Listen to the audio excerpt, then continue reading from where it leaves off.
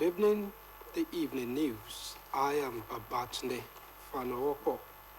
President Bola Tinubu's administration is planning to spend 8.97 trillion naira on its projected 49.70 trillion naira budget on defense and security and infrastructure in the year 2025.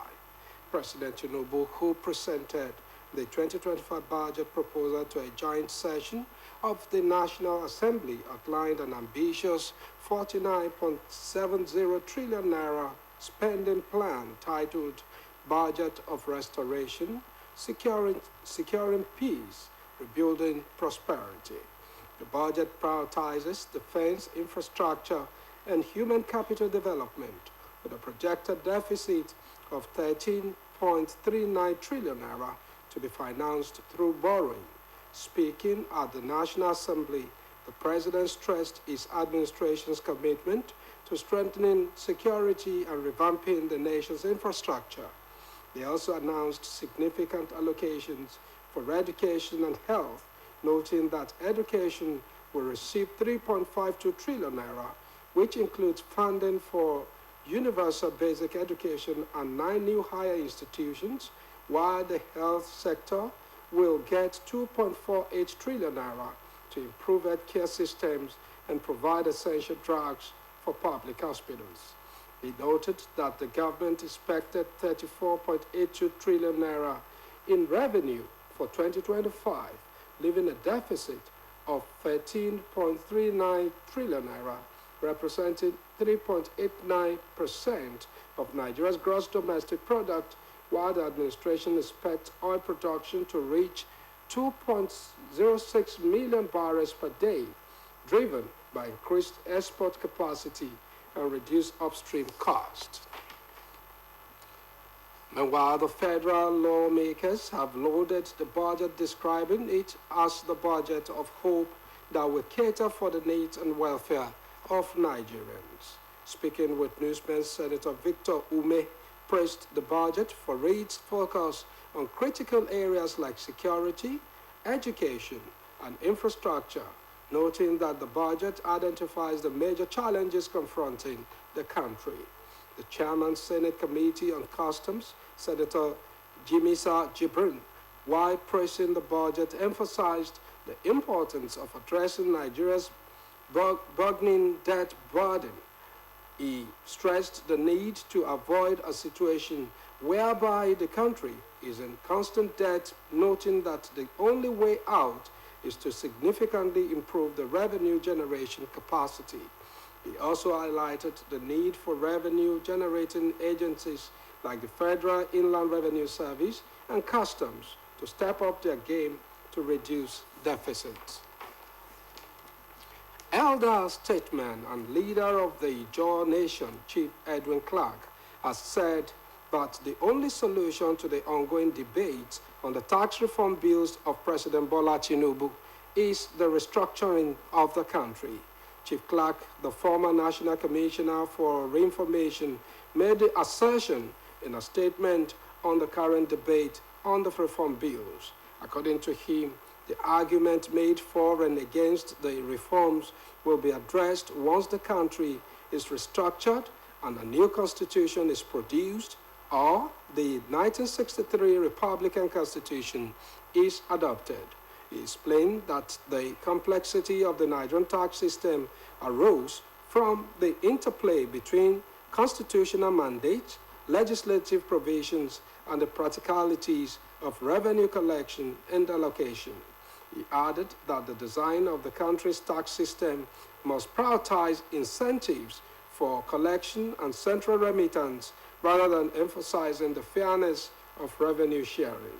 The elder statement also noted that tax reform had always been an issue of contention, adding that despite how much time had passed, the country is yet to get its fiscal policies right, while blaming successive leaders for failing to manage the country's diversity. The organized private sector has kicked against the decision of the Central Bank of Nigeria to limit the withdrawals from point-of-sale agents stressing that the Apex Bank is not in touch with reality. Recall that CBN introduced a daily cash-out transaction limit of 100,000 naira per individual customer for point-of-sale agents as part of new measures to advance the cashless policy in Nigeria. The directive contained in a circular and addressed to deposit money banks, microfinance banks, mobile money operators, and super agents mandates immediate compliance by all stakeholders. Speaking on the development, President of the Nigerian Association of Chambers of Commerce, Industry, Mines and Agriculture, Delui, said the Central Bank of Nigeria was out of touch with reality. According to him, the monetary policies of CBN are simply not grounded in the real world, as they are disconnected from the everyday struggles of businesses and citizens. Expressing his view, the National Vice President of the Nigerian Association of Small-Scale Industrialists, Segun Kuti George, said the impact will be felt more in the rural areas. He, however, asserted that the recent move by the Central Bank of Nigeria appeared to be a strategic attempt to further reduce the amount of cash in circulation. Meanwhile, the Oyo State Police Command has confirmed the arrest of Naomi Shilekwala, the estranged wife of the Oni of Ile-Ife, Obadeyeye Toguwusi, following a tragic stampede at a children's carnival she organized. The incident occurred yesterday at the Islamic High School, Bashoru, Ibadan. In a statement, police spokesperson in the state, Adewale Shifeso, reported that 8 persons have since been arrested for their various involvements in the events. Among those detained are Shile Kwala, aged 31, and Fasasi Abdullahi, the 56-year-old principal of the school. The other individuals arrested include Genesis Christopher, Tani Mowu Maruf, Ani Solaja Olabodi, Idowu Ibrahim, and Abiola Oluwatimileyin, with ages ranging from 25 to 52 years.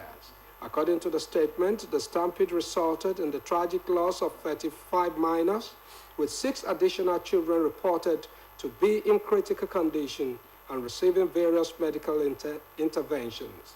Meanwhile, the State Police Command has taken significant steps in the investigation, transferring the case to the Homicide Section of the State Criminal Investigation Department, where the Deputy Commissioner of Police is leading the inquiry.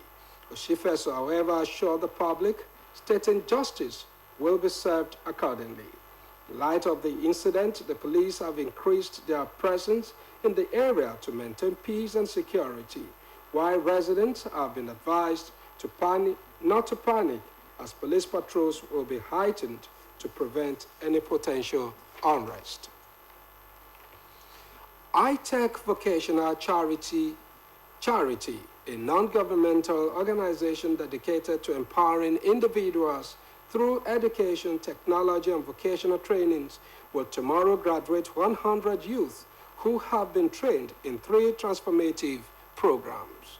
The programs are Junior Jig for young people between the ages of 7 and 12, computer repairs training, and tech foundation course.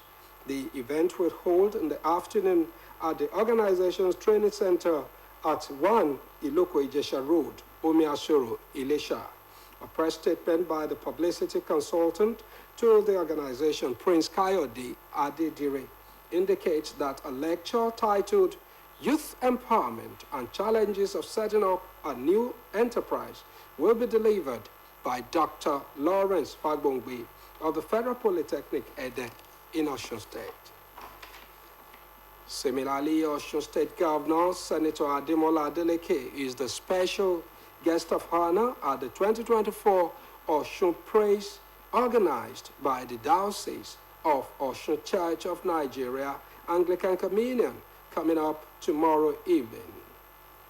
A release by the organizer of the event, Venerable Alaleko Salami, indicates that the host of the program, tagged Thanksgiving Like No Other, is the Diocesan Bishop of Osun, Right Reverend Folusho Babatunji, who will be welcoming other important dignitaries, such as the Speaker of the State House of Assembly, Honorable Wale Egbedun, members of the State Executive Council, among others, while the Chairman of the Christian Association of Nigeria, Osun State Chapter, Reverend John Adeleke, will lead other members of the association to the event.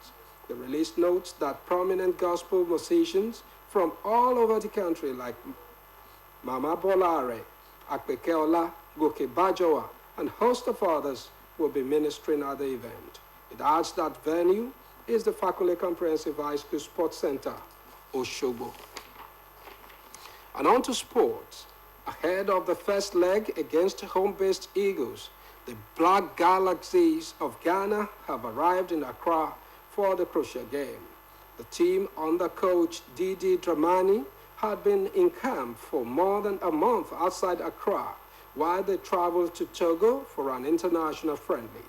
They touched down in Accra and they had their first training at the Accra International Stadium, venue of the match. Ghana will host Nigeria in the opening leg of the 2024 Championship of African Nations qualifier this Sunday. The reverse fixtures is slated for the Gospel Akpabio Stadium in Uyo, with winners over both legs reaching the competition proper. And coming from the foreign scene, Israel has said its fighter jets conducted a series of attacks against military targets in Yemen belonging to the Iran-backed Houthi movement. An Israeli military spokesman said the targets included Red Sea port and energy infrastructure in the capital, Sana'a. It was reported that 7 people were killed in the port of Salif and 2 in the Ras Isa oil facility, which are both in Udada province. The strikes came less than 2 hours after a missile fired from Yemen was intercepted over central Israel, while a school and several cars were damaged in Ramat Gan on the edge of Tel Aviv. The Houthis began attacking Israel and international shipping shortly after the start of the Gaza war in October last year, saying they were acting in solidarity with Palestinians. Israel's military says hundreds of missiles and drones have since been launched at the country from Yemen, most of which have been intercepted. And with that, we've come to the end of the evening news on OSBC TV. Join us at 7 for the major report. Good evening.